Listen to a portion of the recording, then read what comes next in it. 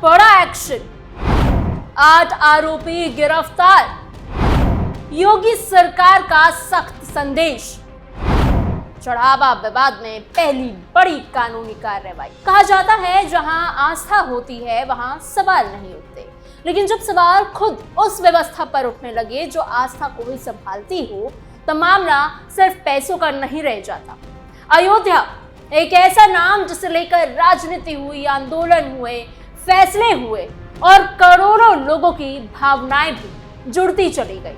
लेकिन अब चर्चा मंदिर की भव्यता की नहीं बल्कि उस चढ़ावे की है जो श्रद्धा से चढ़ाया गया था, लेकिन वो गड़बड़ी, चोरी के आरोप, जांच, एसआईटी, एफआईआर, नामजद लोग, राजनीतिक हमले और सरकार की सख्ती के बीच ही उलझ गया। पूरा मामला अब एक बड़े सवाल में बदल चुका है, क्योंकि इस बार बहस बाहर से नहीं उठी है, शिकायत अंदर से आई है। और जब मामला इतना बड़ा हो कि खुद ट्रस्ट शिकायत दर्ज करा दे और सरकार जांच को तेज करे तब नजरें और भी ज्यादा टिक जाती। लेकिन सबसे बड़ा सवाल यही है कि क्या ये कार्रवाई पूरी सच्चाई तक पहुंचेगी या फिर कहानी वहीं खत्म हो जाएगी जहां नाम लिख दिए गए हैं।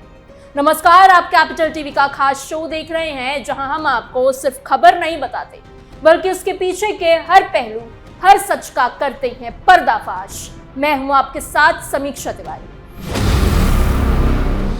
6 जून यही वो तारीख थी जब अयोध्या में राम मंदिर के चढ़ावे को लेकर ऐसा मामला सामने आया जिसने सिर्फ मंदिर प्रशासन या ट्रस्ट तक खुद को सीमित रखा ही नहीं बल्कि देखते ही देखते राजनीति, सरकार, जांच एजेंसियां और आम लोगों की चर्चा का बड़ा विषय बन गया।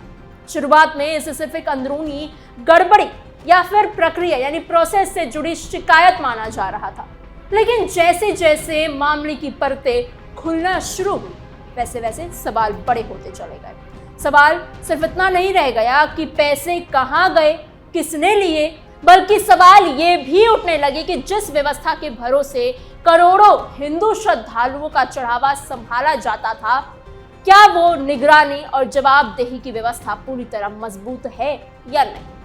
अब इस पूरे मामले में सबसे बड़ा घटनाक्रम सामने आया है। राम मंदिर के चढ़ावे में गड़बड़ी और चोरी के मामले में एफआईआर दर्ज कर ली गई है। जी हां, और यहां सबसे अहम बात यह है कि शिकायत किसी विपक्षी दल, किसी बाहरी संगठन या किसी निजी व्यक्ति की तरफ से नहीं बल्कि खुद श्री राम जन्मभूमि तीर्थ क्षेत्र ट्रस्ट की एक गुट की तरफ से दर्ज कराई गई है। ट्रस्ट सदस्य कृष्ण मोहन की तहरीर पर पुलिस ने मामला दर्ज कर लिया है।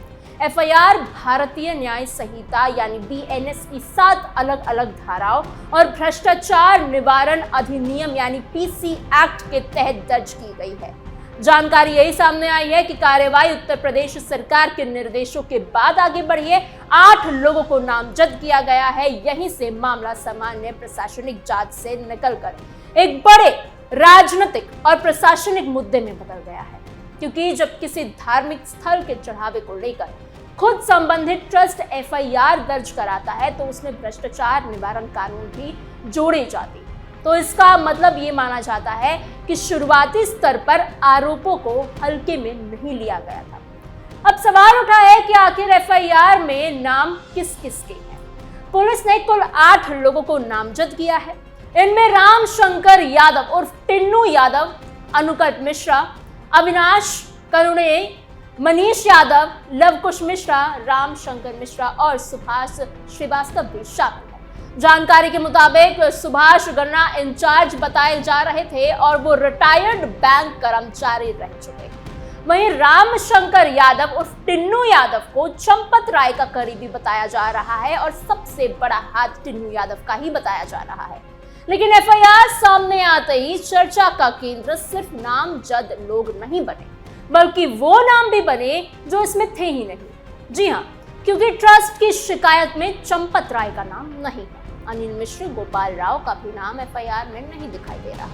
यही वो बिंदु है जिस पर राजनीतिक प्रतिक्रियाएं अब तेज होती जा रही हैं। कई सवाल उठने लगे हैं कि जांच में दिशा आगे क्या हो। मामले की जांच से जुड़े सूत्रों के अनुसार शुरुआती स्तर पर जिन लोगों पर कार्रवाई हुई उनमें से 6 लोग चढ़ावे की गिनती करने वाली प्रक्रिया से जुड़े कैशियर बताए जा रहे हैं। वहीं सुभाष और टिन्नू यादव को पैसे गिनने वाली टीम का प्रभारी माना जा रहा है। इसके साथ एक और नाम सामने आया है मनीष यादव का। बताया गया कि मनीष यादव, जो कि टिन्नू यादव का भतीजा बताया जा रहा है, उस पर गिनती प्रक्रिया यानी गिनती प्रोसेस से जुड़ा हुआ था और इसी वजह से उसका नाम भी एफआईआर में शामिल कर दिया गया है। अब यहाँ सबसे बड़ा सवाल यही बनता है कि एफआईआर का आधार क्या था।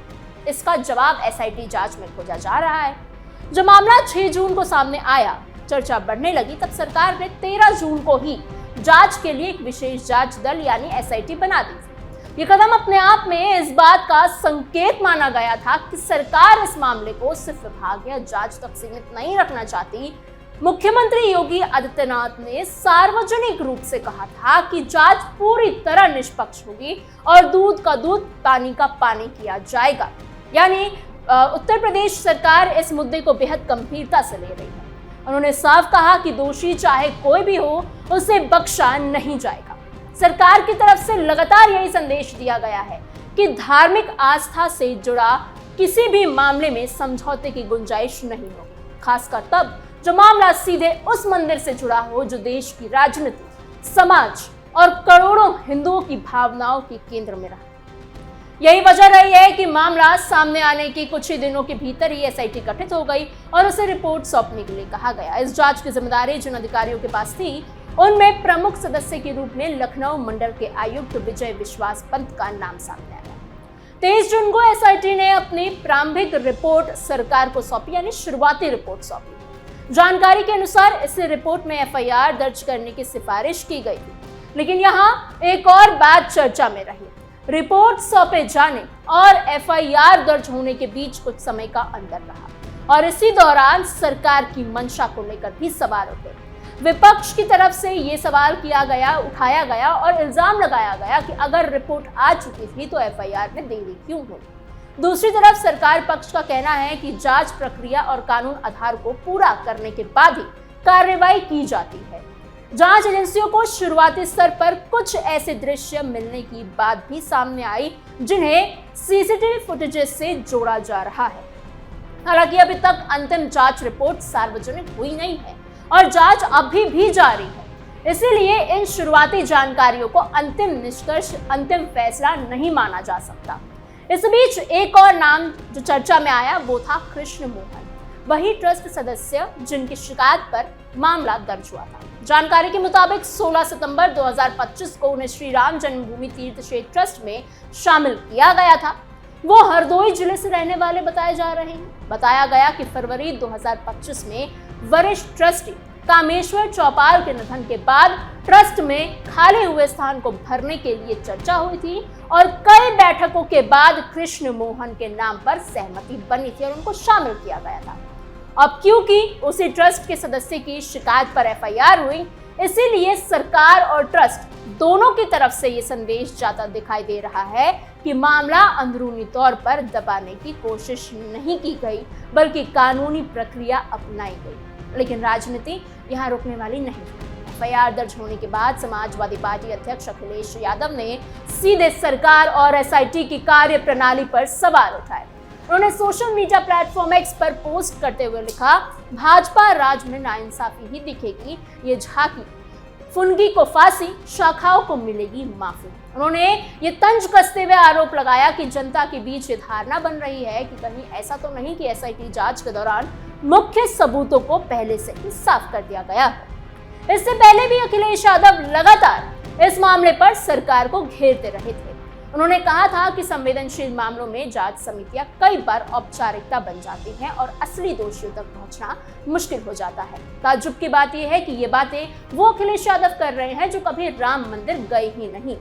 उन्होंने ये भी आरोप लगाया कि लोग सवाल उठा रहे हैं और उन्हें दबाने की कोशिश की जा रही है। हालांकि सरकार की तरफ से अब तक यही कहा गया है कि जांच किसी राजनीतिक दबाव में नहीं, बल्कि फैक्ट्स और सबूतों के आधार पर आगे बढ़ रही है। और शायद यही इस पूरे मामले का सबसे इम्पोर्टेंट हिस्सा है, क्योंकि अगर सरकार चाहती तो इस मामले को अंदरूनी प्रशासनिक जांच तक ही सीमित रखा जा सकता था।